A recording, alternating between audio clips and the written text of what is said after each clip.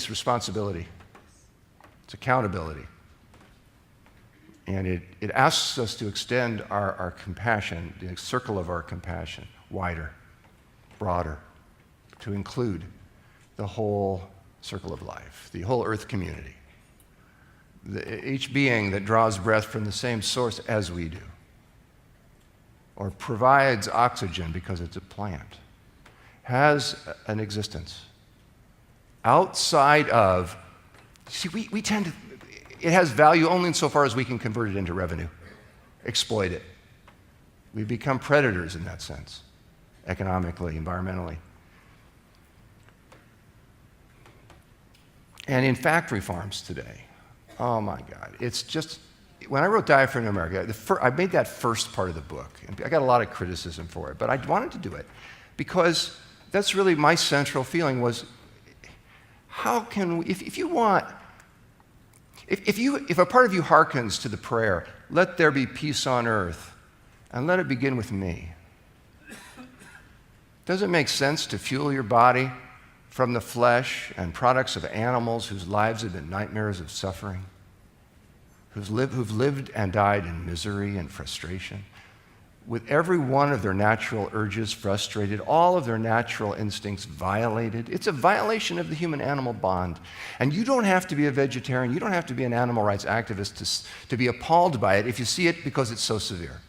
But you have to see it, you have to lift the veil, and the industry does not want that to happen. They do a lot to keep that veil in place, to keep people from knowing what's really going on, how that product was produced, what that animal's life was like.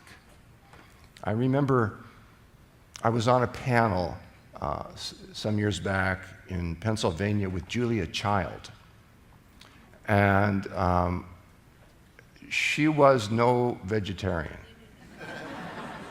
And she wasn't very, in fact, she said to me, vegetarians are sentimental wimps. That's one of these stereotypes about wimps. What is that? Like you're whimpering. Wait a minute, we're talking. We're singing. We've got strength to express. We've got feelings that matter. We have a need to play a part, and the whole needs our part as well as all parts. So don't whimper. Rejoice. And I said to her, you know, there's a veal barn not far from here. How'd you like to go see how the veal calves are treated? Since you recommend and we have your recipes using veal, would you like to see how the animals are treated? She said, no. I don't care. I care how they taste. So we had, time together as the conference was going on, the various panels and stuff, and I kept coming back to her. I said, Julia, I think you ought to just, as a fact-finding mission,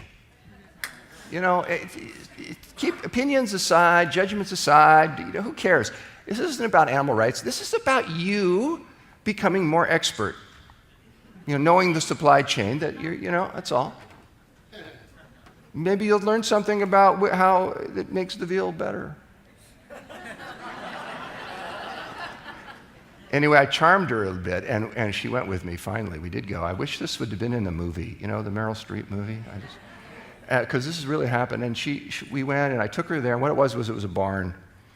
It wasn't that big a barn, but the stalls were very small, individual stalls, wood-sided stalls, and the calves were chained, each one in an individual stall. And this is the way the industry is. This is not a bad apple. This is par for the course.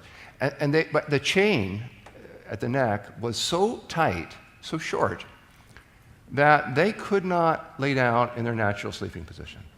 So in order to sleep, they just kind of hunch. And the chain was short intentionally so that they couldn't back out of the stall at all. They couldn't back at all. They couldn't take a single step.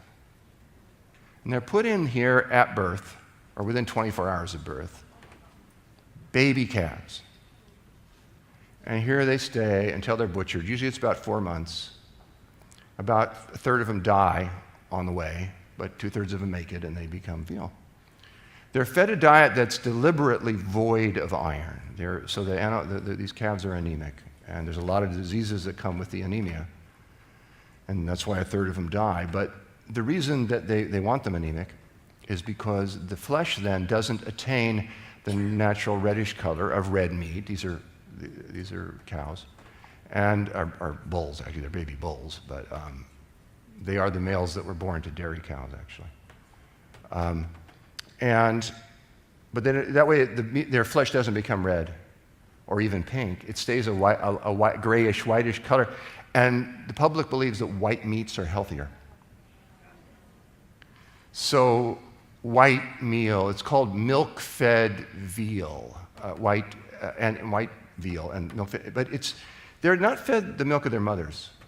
No, their mother's milk goes to the dairy. That's the industry. They're fed government surplus skim milk powder mixed with some incredible crud, petroleum byproducts. It's a disaster. And as a human being, to see these baby calves treated like this. So Julia sees it, Julia Child. And I'm trying to just be cool. I'm not trying, I'm used to this. I've seen it lots. This is new to her. She's got a lot of armor, but it's here. And I'm wondering how she'll respond. She walks in, she looks around a bit, folds her arms like this, her shoulders went up to her ears. She said, I had no idea it was this severe. This is cruel. All right, I've had enough. And walked out. I said, does that change the way you think about veal as a food for people? She says, yes. I said, will you recommend? I don't know, don't talk. I got to integrate this. And then later that day, she thanked me. And she said, that was hard, but I will no longer eat or recommend veal.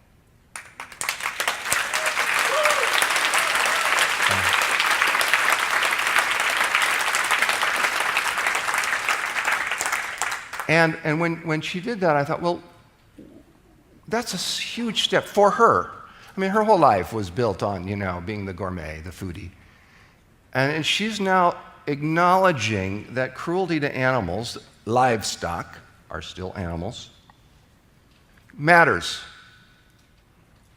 The truth is that what's done to veal calves is a particularly egregious example of what is done to chickens and hens and turkeys and cows and cattle and pigs and everybody who's involved in these situations, including the workers, by the way. Horrible places to work.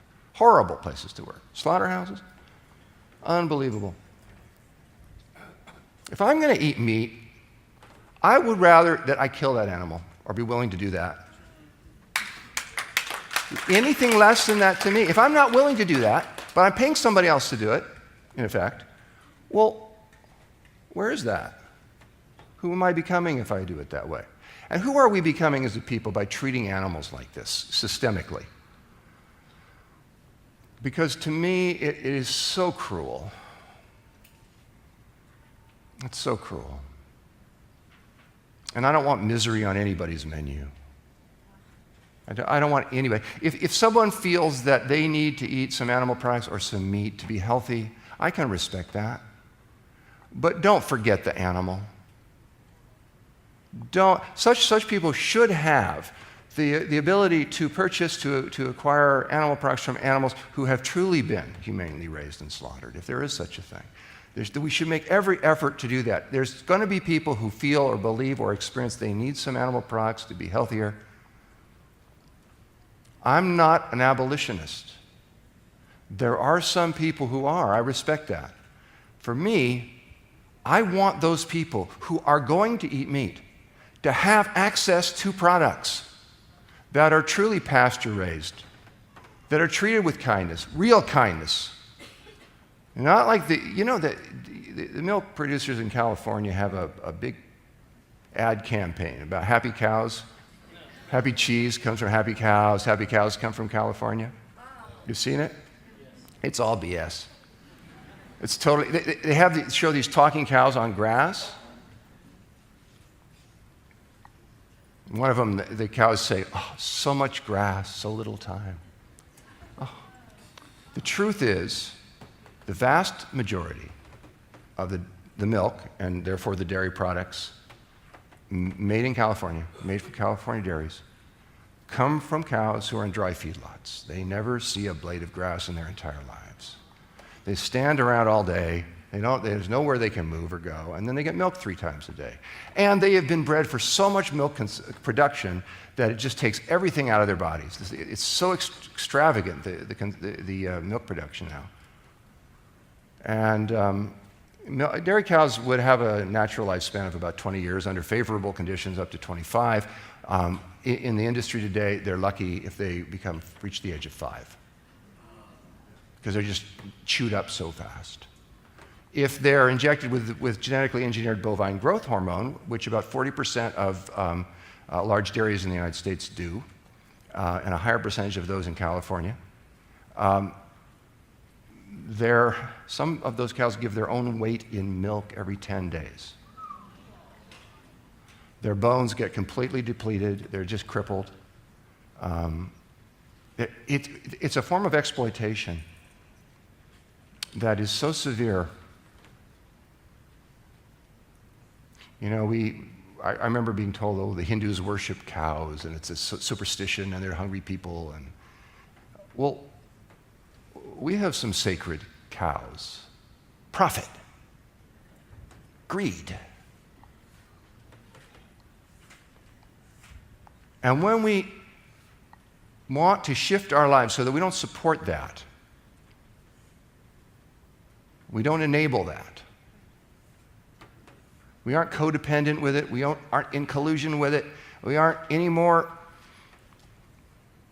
passively resigned to it, but we're now everyday revolutionaries in how we live, breaking free from the cultural trance, stepping out into our life passions, and to our joy, into our clean place, clean heart, clean mind, clean life.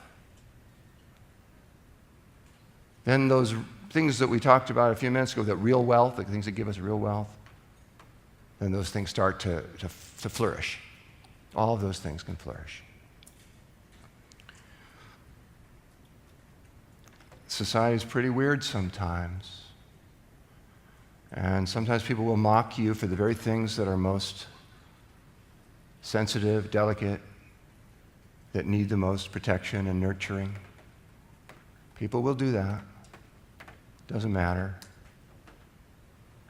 What's true is true.